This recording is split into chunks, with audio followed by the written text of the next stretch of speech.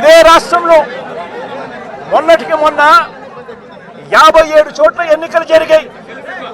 ఈ 57 చోట్లకు జడ్పీ చైర్మన్లు ఎన్నుకునే కార్యక్రమం కానీ, ఎంపీపీ వైస్ ఎంపీపీలను ఎన్నుకునే కార్యక్రమం కానీ, కోఆప్షన్ సభ్యులను ఎన్నుకునే కార్యక్రమాలు కానీ, ఉప సర్పంచ్ ఎన్నుకునే కార్యక్రమాలు కానీ, వీటి అన్నింటిలోనూ కూడా 57 చోట్ల రాష్ట్రంలో ఎన్నికలు జరిగితే 7 చోట్ల చంద్రబాబు నాయుడు గారికి వాతావరణం సరిగ్గా లేదు అని, తాను గెలిచే పరిస్థితి ఎక్కడా కూడా కనిపించడం లేదు అని, ప్రలోభాలు పెట్టడానికి ఇంకా సమయం కావాలి అని ఏకంగా 7 చోట్ల ఎన్నికలు చంద్రబాబు నాయుడు గారు పోస్ట్పోన్ చేయించారు.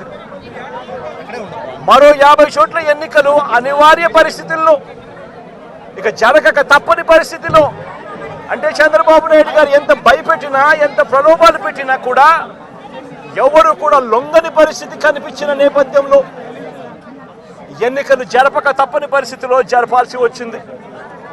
నేను అడుగుతా ఉన్నా, ఈ 50 చోట్ల ఎన్నికలు జరిగితే ఏకంగా 39 చోట్ల వైఎస్ఆర్సీపీ గెలిచింది. నేను అడుగుతా ఉన్నా ఇదే పెద్ద మనిషి చంద్రబాబు నాయుడు గారిని, ఈ 57 చోట్లైనా కూడా చంద్రబాబు నాయుడు గారికి బలం లేదు. గెలిచిన వాళ్ళంతా వైఎస్ఆర్సీపీ సభ్యులు, వైఎస్ఆర్సీపీ బీఫామ్ మీద గెలిచిన సభ్యులు, వైఎస్ఆర్సీపీ టికెట్ మీద గెలిచిన సభ్యులు, వైఎస్ఆర్సీపీ ఫ్యాన్ గుర్తు మీద గెలిచిన సభ్యులు. మరి ఇలాంటి చోట చంద్రబాబు నాయుడు గారికి బలం లేదని తెలిసి ఎందుకు చంద్రబాబు నాయుడు గారు హింసను ప్రోత్సహిస్తూ, ప్రలోభాలను ప్రోత్సహిస్తూ, భయపెట్టిస్తూ, పోలీసులను తన దగ్గర పనిచేసే వాచ్మెన్ల కన్నా హీనంగా కూడా వాడుకుంటూ ఎందుకు చంద్రబాబు నాయుడు గారు ఇంత దిగజారిన రాజకీయాలు ఎందుకు చేస్తూ ఉన్నారు చంద్రబాబు నాయుడు గారిని అడుగుతా ఉన్నా. ముఖ్యమంత్రి స్థానంలో ఉన్న వ్యక్తి ఏమవుతుందండి ఒక చోట ఎంపీపీ పదవి పోతే, ఏమవుతుందండి ఒక చోట జడ్పీ చైర్మన్ పదవి పోతే, ఏమవుతుందండి ఒక చోట ఉప సర్పంచ్ పదవి పోతే.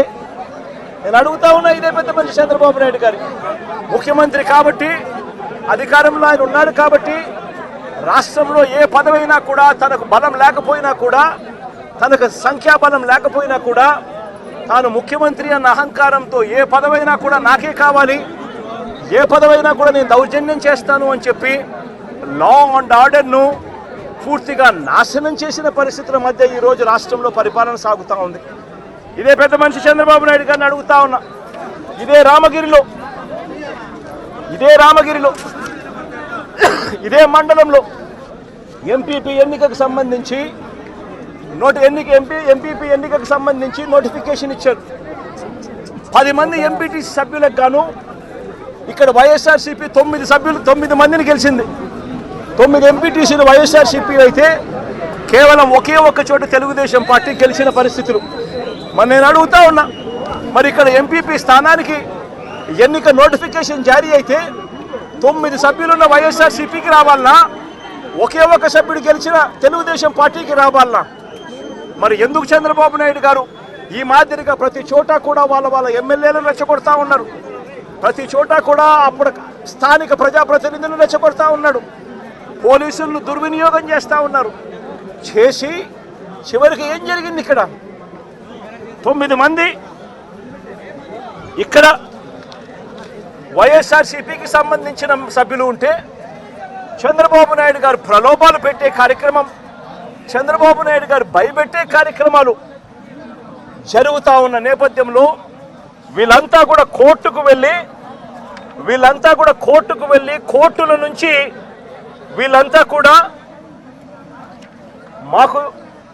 మాకు ప్రాణహాని ఉంది, ఎంపీపీ ఎలక్షన్లలో మేము పార్టిసిపేట్ చేయాలి అని అంటే మాకు ఇబ్బందికర పరిస్థితులు ఉన్నాయి అని చెప్తే కోర్టు అక్షంతలు వేసి పోలీస్ ప్రొటెక్షన్తో ఈ ఎన్నిక జరిపించండి అని చెప్పి కోర్టు ఆదేశాలు ఇస్తే, కోర్టు ఆదేశాలతో 8 మంది కోర్టు ఆదేశాలతో ఎంపీటీసీలను తీసుకొని వస్తూ ఉంటే మధ్యలో పోలీసులు ప్రొటెక్షన్ తీసుకొని పోలీస్ ప్రొటెక్షన్తో వీళ్ళంతా కూడా ఇక్కడికి వచ్చి ఓటు వేయాల్సిన పరిస్థితుల్లో పోలీసులు ఏం చేశారు, తీసుకొని వచ్చి వీళ్ళందరినీ కూడా మధ్యలో రామగిరి ఎస్ఐ సుధాకర్, ఈ రామగిరి ఎస్ఐ మధ్యలో ఈ సుధాకర్ అనేవాడు వీళ్ళ కాన్వాయ్లోకి ఎక్కి ఈ ప్రయాణం చేస్తా ఉన్న ఎంపీటీసీ సభ్యులందరితో కూడా వీళ్ళందరితో కూడా వీడియో కాల్ ఆయన ఫోన్ నుంచి సాక్షాత్తు ఇక్కడ